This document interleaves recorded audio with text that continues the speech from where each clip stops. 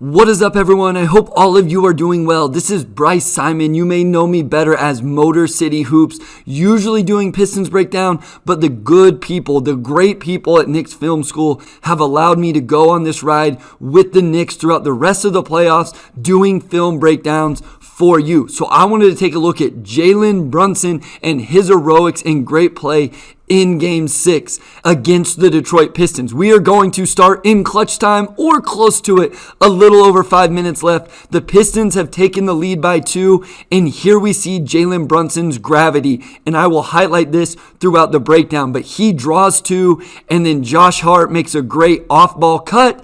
Brunson finds him on that cut for a big bucket in that moment, and we will look at Brunson's passing because I really want to highlight that as well. Now Detroit has taken a 7-point lead. 2.5 minutes later, Brunson does a great job setting this drive up here against Schroeder, draws the contact, and then the body control with the eyes on the backboard, able to finish with the nice touch. Now down by 4, and this is the drive everybody will remember as he plays through contact. Almost loses his balance here. This is ridiculous that he is able to keep his balance right there. Little shot fake, and then is able to play through that and finish at the rim. And then the one that iced the series. Just an incredible dribble move. And that's one thing that stood out to me throughout this breakdown was Brunson's handle and his ability to create separation with that handle. So here, able to stop on a dime with the reverse between the legs and the beautiful 1-2 step into the jumper. It is not easy to create this separation against Asar Thompson, and then just a clutch bucket and make from the three-point line that sent the Knicks to the second round. I wanted to start with that. Obviously, clutch player of the year, and it showed up in this game. But let's go to the rest of his game, starting with his passing. And again, I thought this was really impressive. So he breaks down the defense, but what was really impressive here for Brunson was the eye manipulation. He breaks down the defense. 2-on-1 on the weak side, but he wants to find Anunoby. I love Josh Hart, but you want Anunoby taking this shot. So what Brunson does is he stares right at Josh Hart, and look at how Cade Cunningham has reacted to that, and because of it, it opens that passing window. So now, as opposed to having to throw to Hart, have the one more where maybe Cade gets a hand in the passing window, he moves Cade out of the way so he can go directly to Anunoby, and you can still see where his eyes are there, and he gets Anunoby the open catch and shoot, which he knocks down. Now here, operating the ball screen, again, going to break down the defense, get eyes on him, and he's again going to use that eye manipulation. Look where his eyes are at, holding all of these defenders over here. And who's cutting to the basket? Yet again, Josh Hart sneaking in along the baseline, little shot fake, gets himself to the free throw line. Really nice job here by Brunson setting up this screen, and by Mikal Bridges flipping sides of the screen. So they get Asar off of Brunson, Cade Cunningham on. Again, a great dribble move. Bring 2 defenders to him, and then Brunson using eye manipulation, holding Jalen Duren, holding Tim Hardaway Jr. And one thing impressed me throughout the entire series was Mikal Bridges' off-ball movement as he cuts on the baseline, gives a little shot fake, and the finish. The eye manipulation from Brunson was so practical, so effective in this Game 6. And then also just his gravity. Here we see a nice transition pass to Bridges. I also want to highlight Karl-Anthony Towns' gravity in this situation as Duren and Harris are both running to him because of the transition trail three-point makes Cat had in this series. I know it wasn't his best game in Game 6, maybe some frustration for Knicks fans, but there is still gravity with Karl-Anthony Towns. Obviously, he's got to be better offensively, but wanted to highlight. And then again, transition, gravity. Jalen Brunson, 2 on the ball, allows Mikal Bridges to slip through. Doesn't make this shot, but he gets a really good look. And so it's important to point that out. Here in the half court now, they get a matchup with Beasley. So Jalen Duren is bringing very early rotation help. And then the Pistons defenders off the ball. Not great communication, but it puts them in a tough spot. and the sheer gravity of Jalen Brunson creates that open catch and shoot three-point make for Deuce. And then, of course, just his ability to break down the defense and find teammates. So breaks it down, refusing the ball screen, draws an extra defender, Hart cuts, he misses, but this is where things go beyond the box score in terms of creation.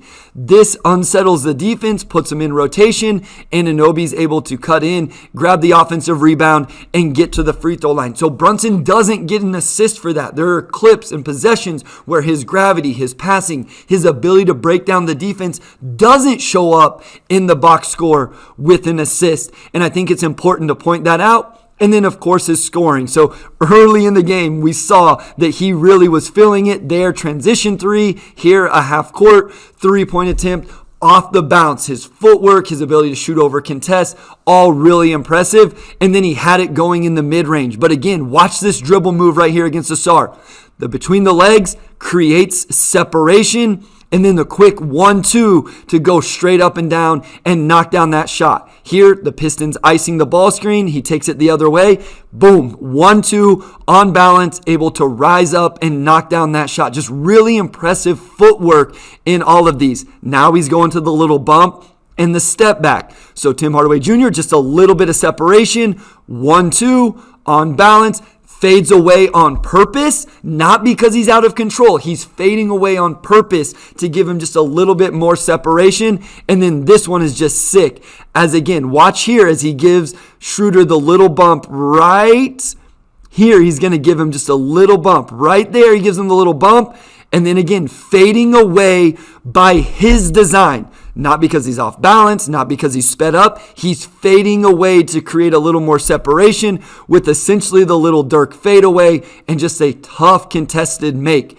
And then we're really going to highlight off the ball stuff, but this possession as a screener forces a different matchup. Cade's not a bad defender, but he's not a Sar Thompson, who even Brunson gave some credit to. And so they get him off. Now he's going to run off actions, and now he's going to attack off of this. Again, great footwork, off 1 foot, fading away, and knocks down the shot. We'll break down that off-the-ball offense more in just a second, but I thought it was important to highlight forcing the switch, then running off other actions. Cade's just a little bit behind, and so Brunson has an advantage that he can exploit. Now, the finishing a little bit closer to the rim. Right here, doesn't contest all the way at the basket. He just stops a little early, and the beautiful touch on the floater. And then this is one of my favorite possessions. Watch how he times this up perfectly. This isn't by accident. So he's going to bump Schroeder, and then now he knows. I guarantee you this is a scouting report thing or a vibe from playing Schroeder all series, that once he bumps him a couple times or gets to a certain spot, Schroeder's going to go for that steal, and Brunson spins off of it at the perfect time. Duren comes over to help, but again, Brunson able to get it up over that contest with beautiful touch.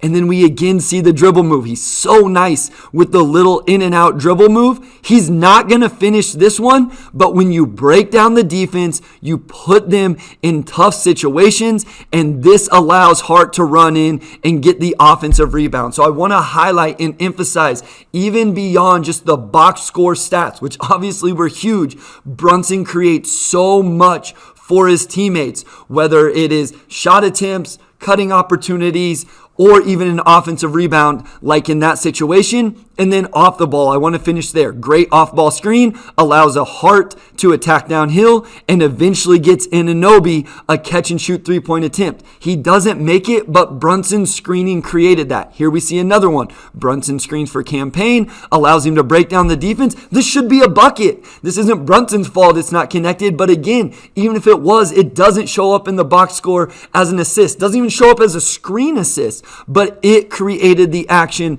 that broke down the defense and put them in rotation. And then just his off-ball movement. So here, sets this up like the screen's coming, goes back door, gets the catch, gets himself to the free throw line. And then another one that ends up in a turnover. Hate to end on this one, but I wanted to finish with off-the-ball stuff. Sets it up, boom, goes back door, isn't able to connect with Cat, but really smart off-ball movement from Brunson. I think an underrated aspect of his offensive game. So I hope you guys enjoyed this, and be looking out for more of these type of breakdowns throughout the series with the Celtics and hopefully beyond. And if you have anything specific you want me to look at, hit up my DMs, let Knicks Film School know, and I'll make it happen.